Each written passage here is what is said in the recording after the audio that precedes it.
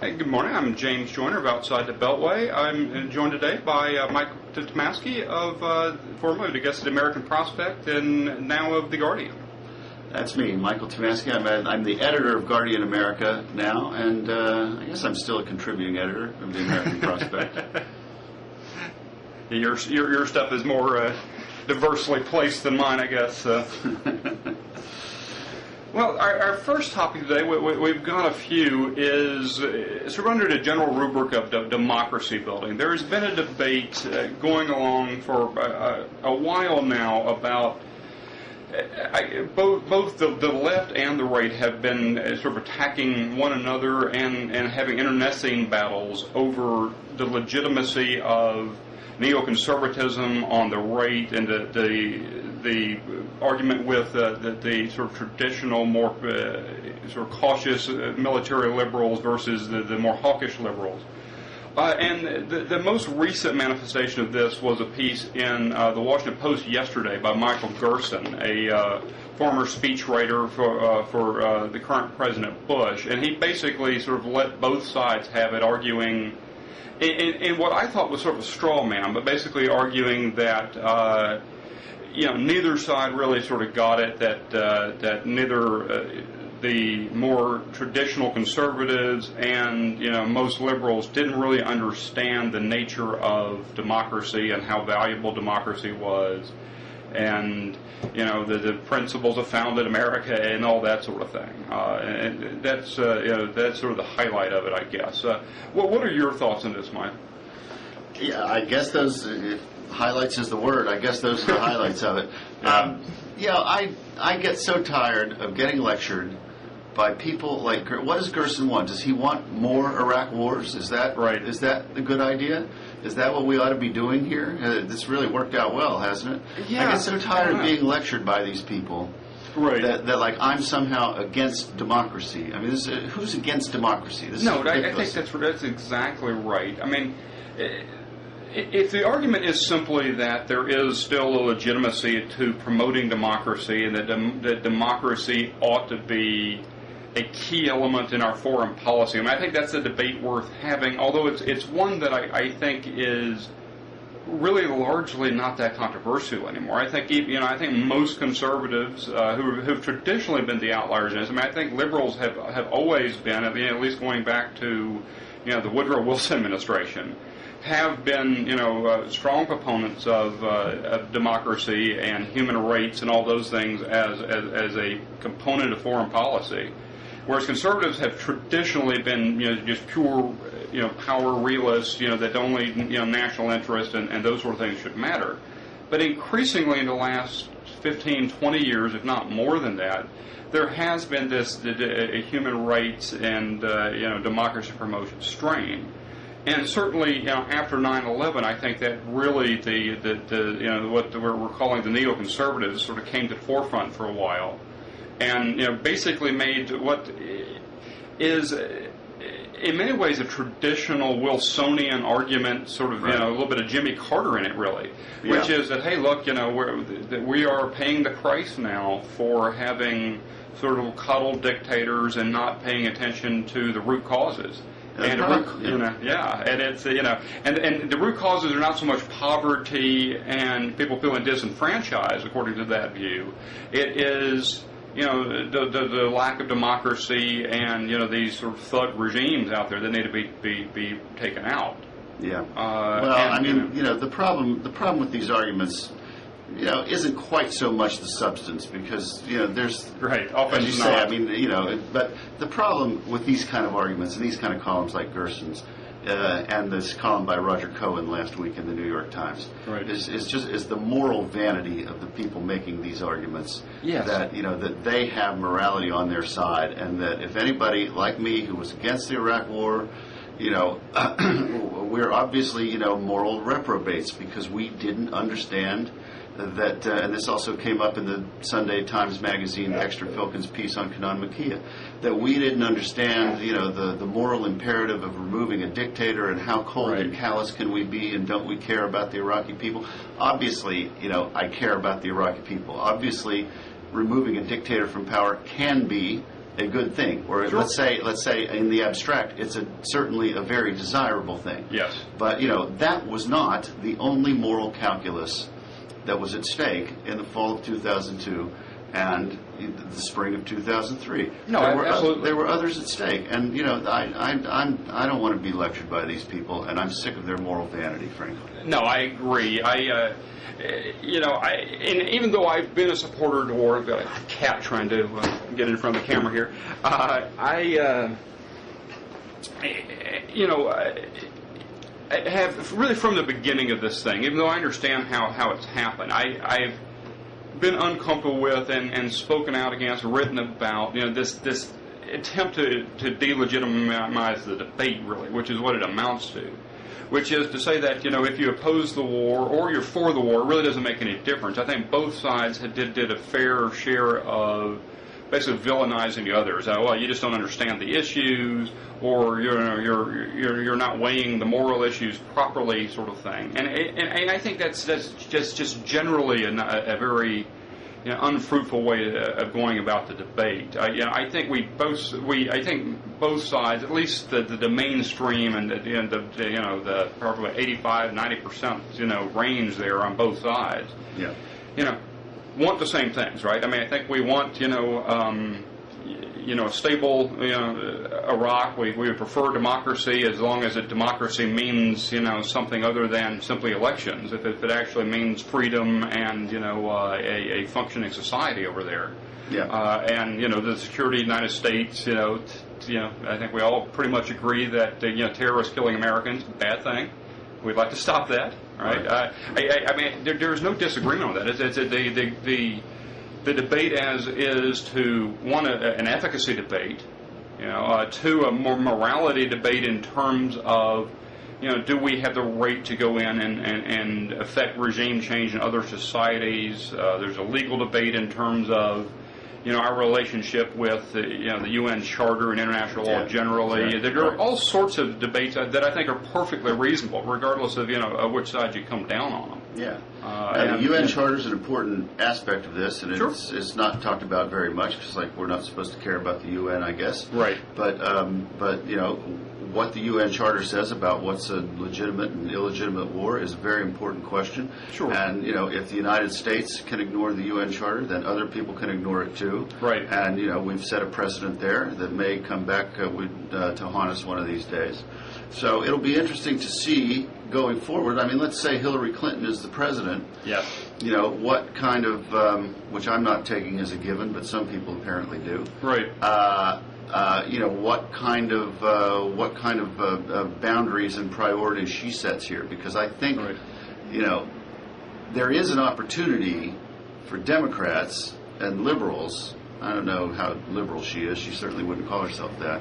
No. But, there's an opportunity to redefine this concept of democracy promotion as something other than preemptive war and as something other than, sending Jimmy Carter over there to oversee an election. Yes. So, I hope if she's president, she does that, without the bombs in Tehran.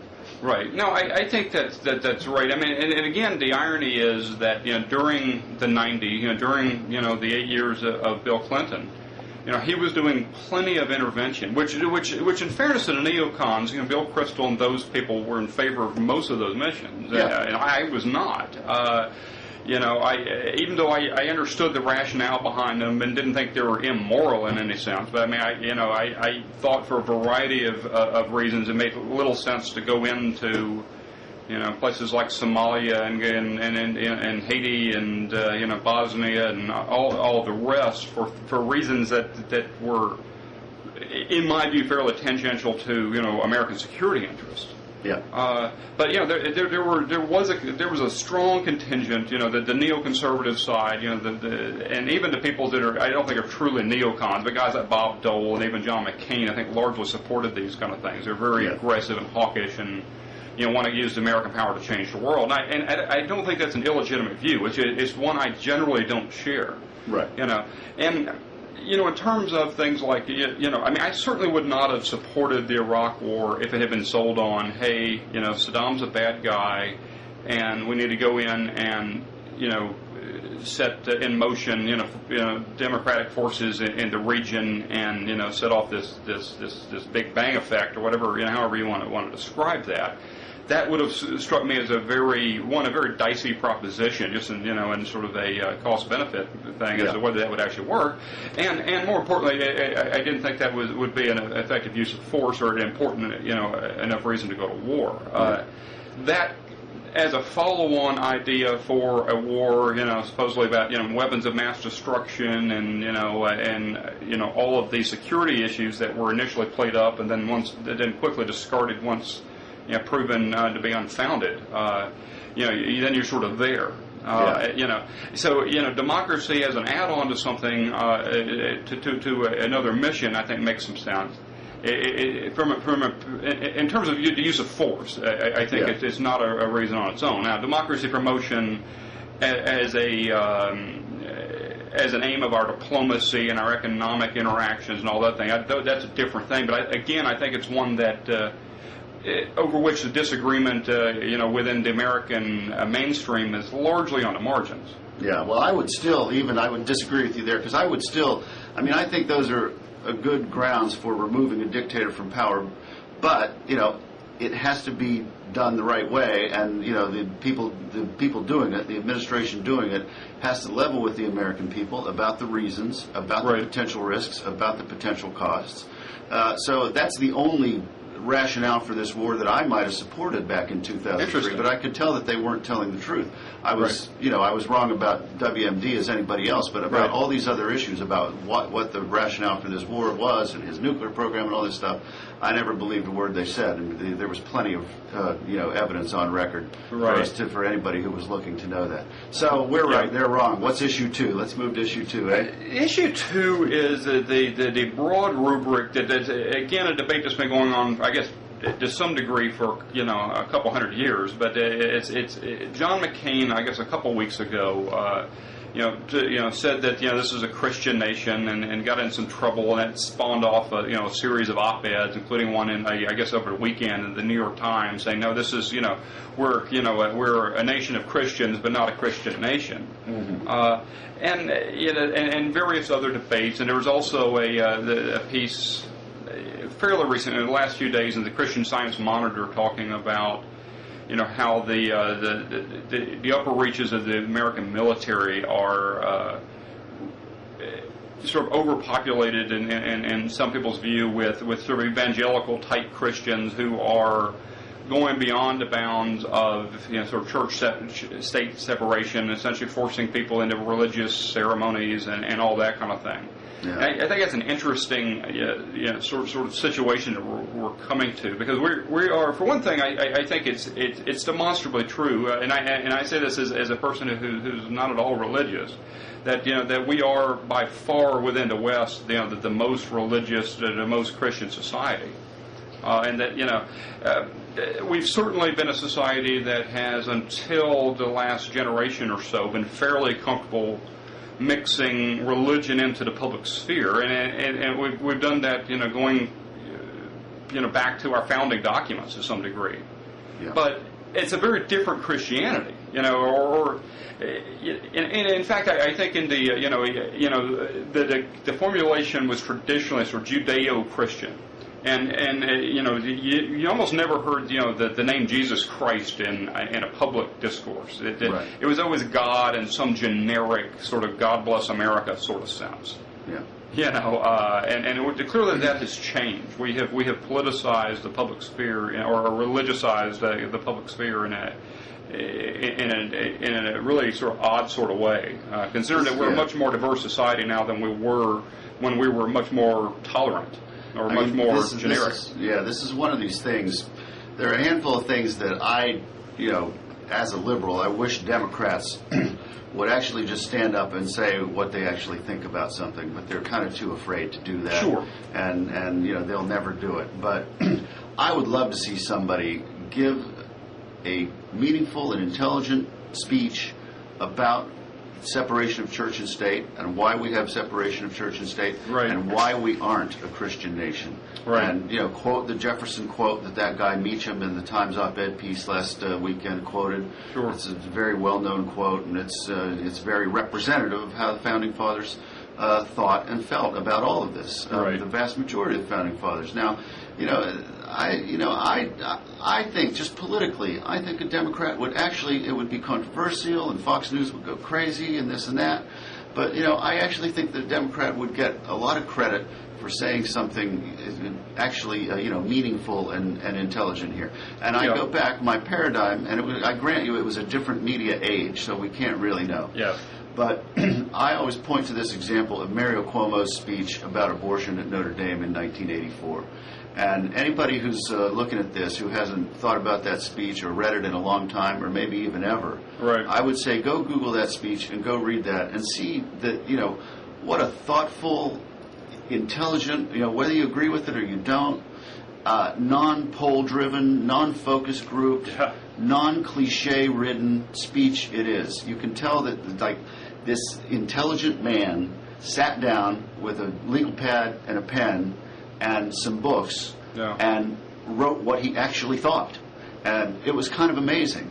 I don't think we've had a speech like that delivered in this country since then, really, since Now, 1984. And so I yeah. think that if Democrats tried to do something like that, they could change the terms of this debate a little bit. Yeah, I think intellectuals, at least sort of like to tell ourselves that, that if we just had honest discussion, we'd be better off. And God, you certainly couldn't think the discourse could get any worse. But the problem is we stay in, and this has been probably true for 15 years, if not more. We stay in this permanent campaign mode, and really in a permanent negative campaign mode, and everything is instant outrage, and the spin machine is just never stops. Right. And the danger, I think, of going out. I mean, so you've got people like Hillary Clinton, who I don't know what her personal beliefs are. I think she's at least mildly religious, but I think she goes out and tries to present herself as more religious than she is, and I think most of the Republicans probably do that. I think that I'm not sure that any of them are particularly devout people, and but that's how they present themselves. And John McCain, my goodness knows, I certainly never thought of him as as an evangelical, but it turns out he's a Baptist now.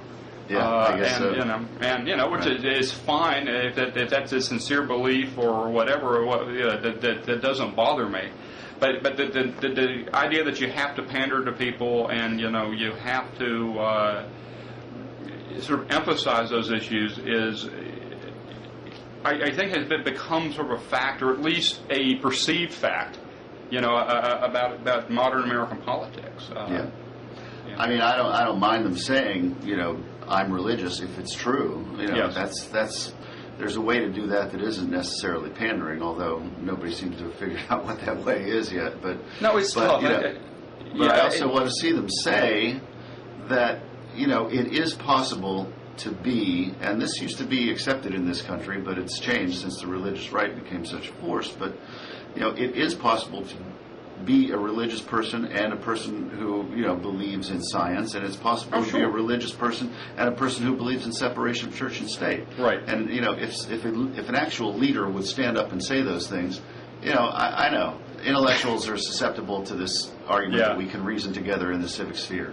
We probably can't, but I think it might make a slight difference. At least among a certain segment of reasonable voters. Yeah, no, it may well be. I mean, it's we've poisoned the discourse on this issue and so many others, and thus I think the debate is artificial. It's basically putting out buzzwords and not really having a conversation. I think that's just generally the nature of the debate. And about the Army, if these generals and whoever they are can't figure out the symbolism of Christian proselytizing as you're marching through the Middle East, we've got big problems. Yeah, I don't know. It is very odd. The next issue, I think I'll throw over to you. You sort of presented the thesis that the Republican Party is largely bankrupt on the domestic front.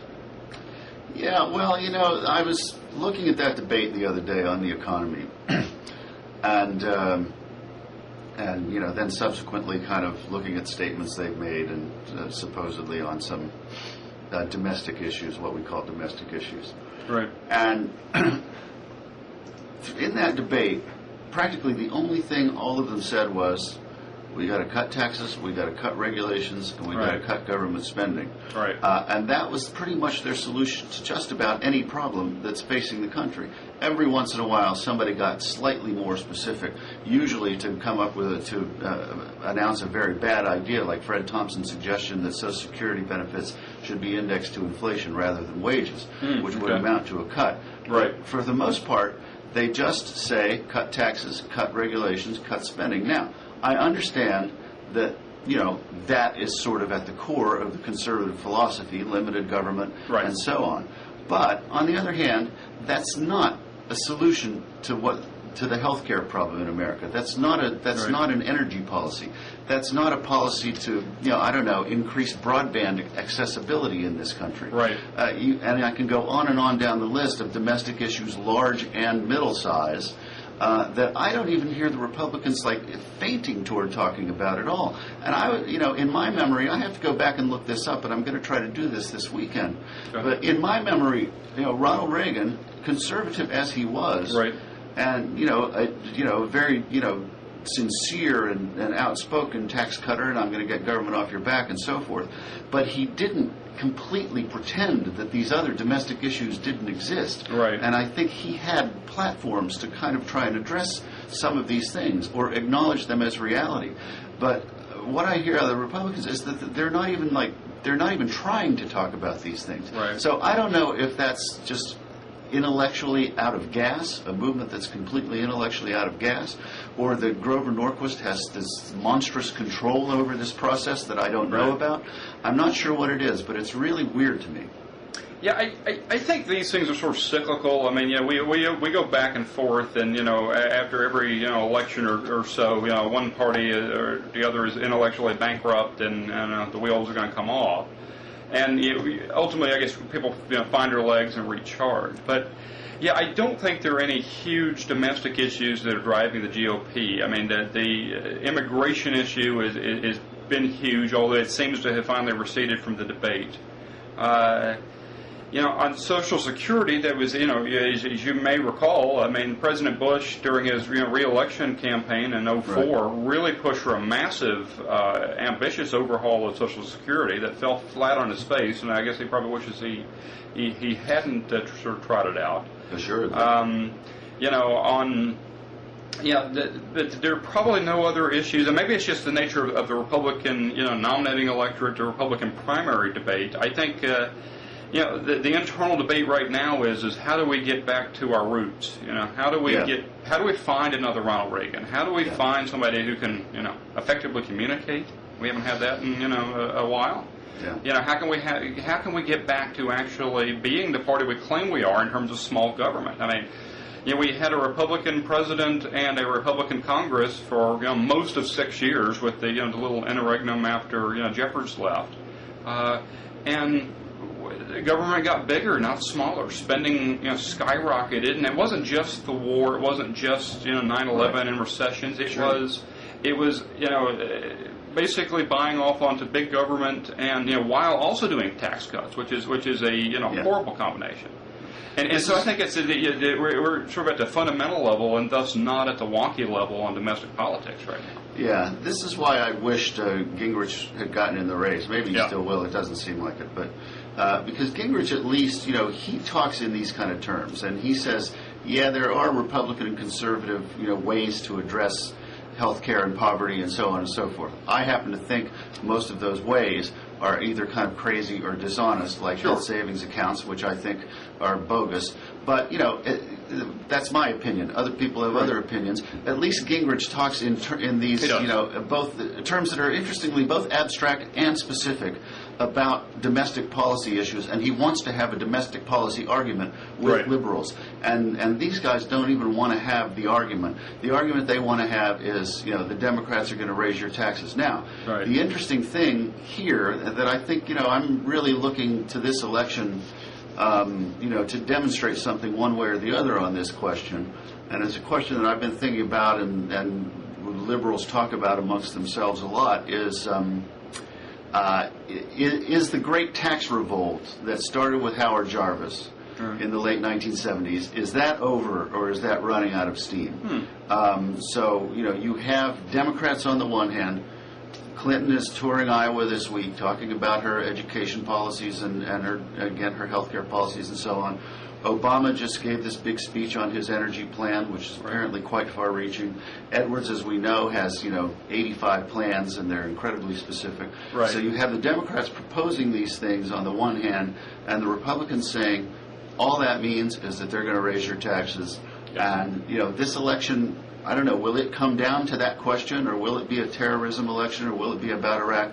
I don't know. To the extent it comes down to this debate that we're talking about, something tells me that the Democrats might have more leverage against the they're going to raise your taxes argument this time around than they've had before. But that's just a hunch. I don't know. Yeah, I don't know. I mean, certainly there are no Democrats talking about raising taxes. They're talking about spending more money, and presumably that means raising taxes or increasing the deficit, one or the other. But I think that Americans have historically been anti-tax and sort of unwilling to pay, and I don't see that abating anytime soon. But No, on the I know, other hand, yeah.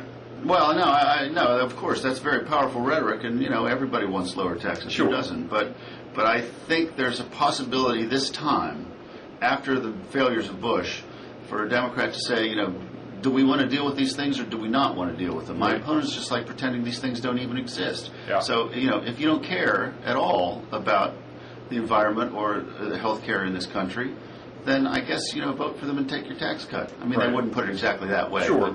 But, I think the Democrat can frame this a little bit better than Gore or Kerry did. Maybe so. I don't know. I mean, my view, which I don't know if it's a cynical view, but I mean, certainly over time, conservatism is in many ways a reactionary philosophy. And I don't mean that in a negative sense, but what it means to be a conservative has changed. I mean, somebody espousing the views John Kennedy had in 1960 would be, a radical right-winger now, because, the debate has moved on. Yeah. And, I think ultimately, some, further socialization of healthcare is inevitable. And, ultimately I think, some sort of, because there is this huge movement, whether, it's General Motors and the other, auto companies and, Walmart, I think there's a huge push for corporate America to get underneath, get out from underneath the burden of, of being the first, provider of health care. And, and it's an inefficient system we've got now, because what we've got now is, I think, in many ways the worst possible system, which is, it's neither a free market system nor a single payer sort of system. And I think we'll solve that.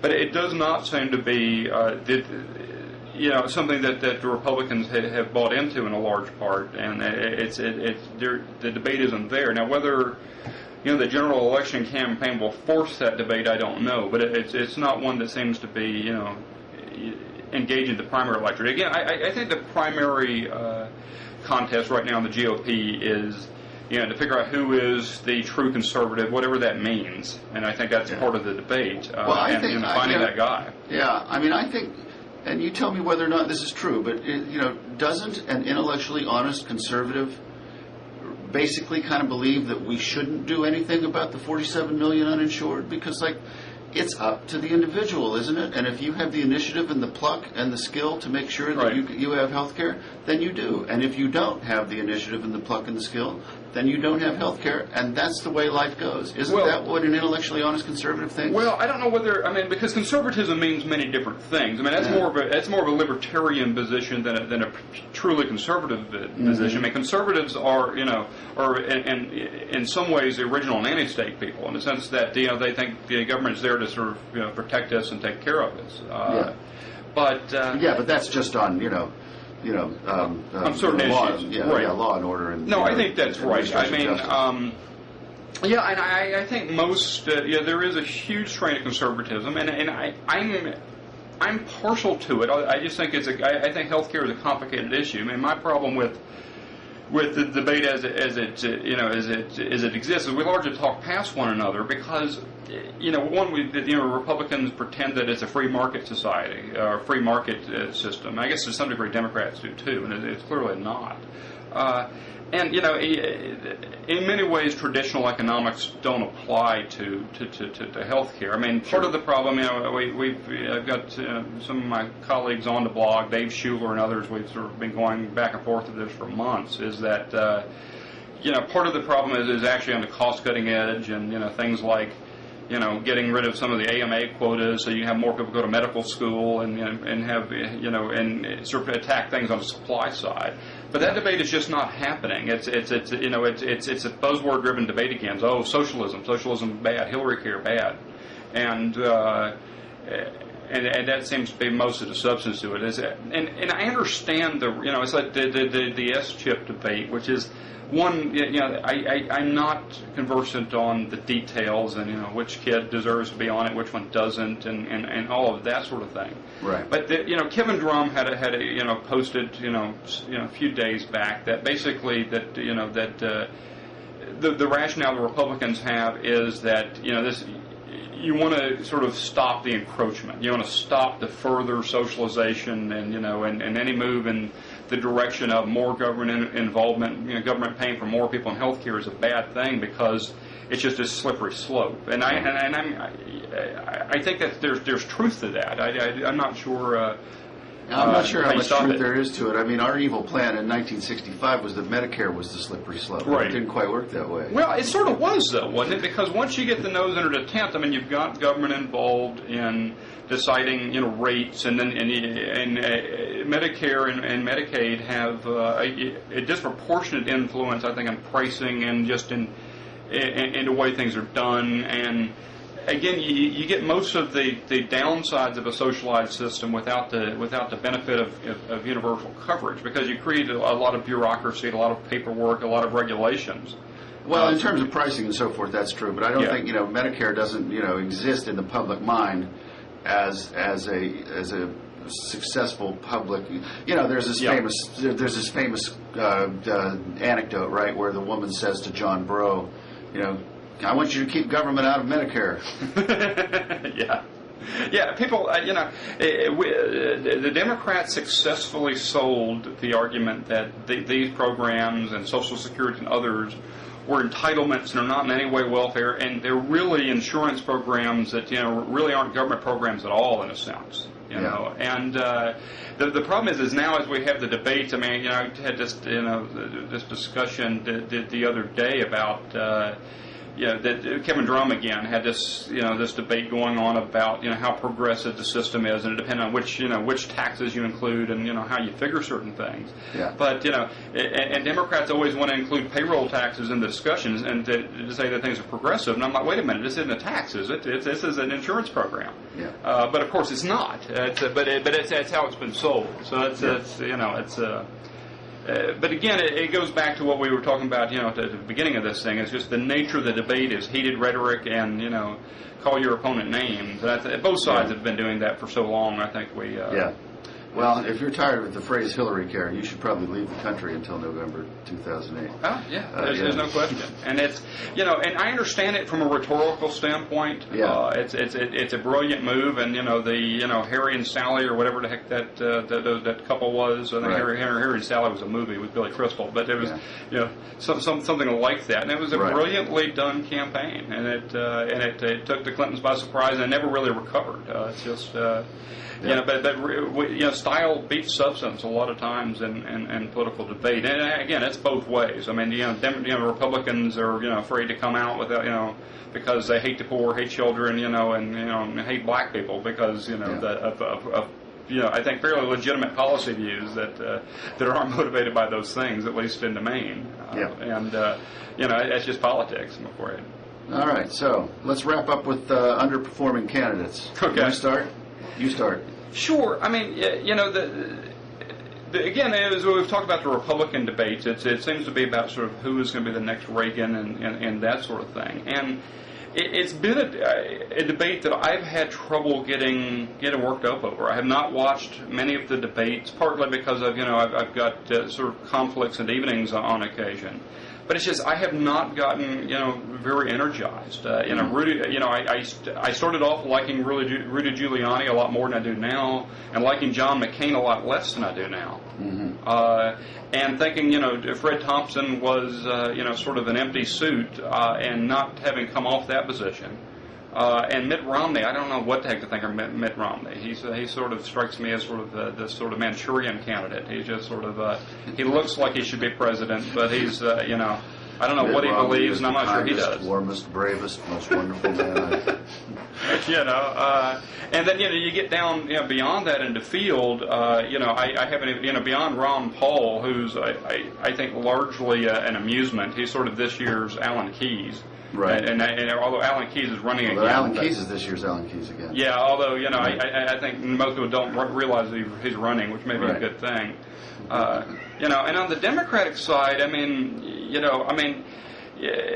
it came down very quickly to a Hillary-Obama debate, and I gather you like Obama more than I do. I find him to be sort of personally impressive, but not sort of presidential timber, or sort of not ready for prime time at this point. But you may have a different view on that. Well, he's sort of demonstrated in certain key venues that you're probably right. It's in the debates, for example, he meanders a lot before he really answers the question. Right. And I've noticed this habit that by the time he's asked a question, by the time of his fifth sentence in reply, fourth, fifth, sixth sentence, he's giving in that sentence a good, cogent answer to the question. Right. But he's wasted about 37 seconds before he got to that point. Right. Now, he always does that in however many debates they've had over however many months.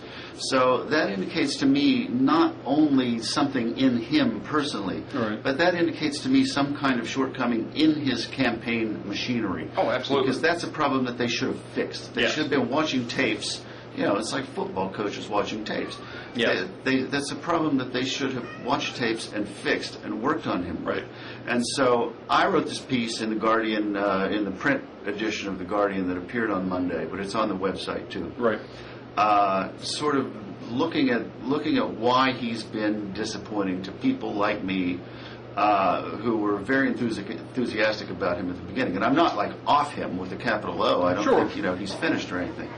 Far from it, probably. But he has been disappointing, and he hasn't. I think it's two things.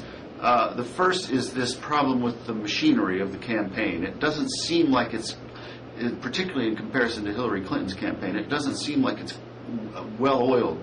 And a campaign, people have to remember, is a big corporation with a lot of moving parts, and it needs a CEO, and it needs a CFO, and it needs, a director of personnel, and so on and so forth. Right. And, running any corporation of that size, I don't know exactly how many employees, but it must be 150 or 200. Yeah, at the top level, sure. That takes skill, and that takes a lot of discipline. It does. And you see that skill and discipline all the time in the Clinton campaign. Yes. And you see it only spottily in the Obama campaign. Right. That's the first thing. The second thing that I think is a problem with him is that he's... Let me ask it this way. What made him interesting and appealing to people in the first place? He was very inspiring. He was new and inspiring. There was something about his persona, his face, his way of delivering words, and the words themselves that was very inspiring and reminded people of Kennedy a little bit, or seemed really new. and he's not that person anymore. Right. And I'm not sure. Maybe that's really hard to do in a grueling primary campaign where you have to put out specific energy proposals, right. and where you can't just reach for the stars in your rhetoric. Right. So maybe it's that it's hard to do, but he's sort of lost that thread of the Obama from the 2004 keynote address. Right. And so I wrote in my piece that he's kind of like a football team that, midway through the third quarter has really been thrown off its game plan and just isn't doing what it's supposed to be doing to win the game. So, he has time to get back on, but, as I say, we're midway through the third quarter. It's getting late.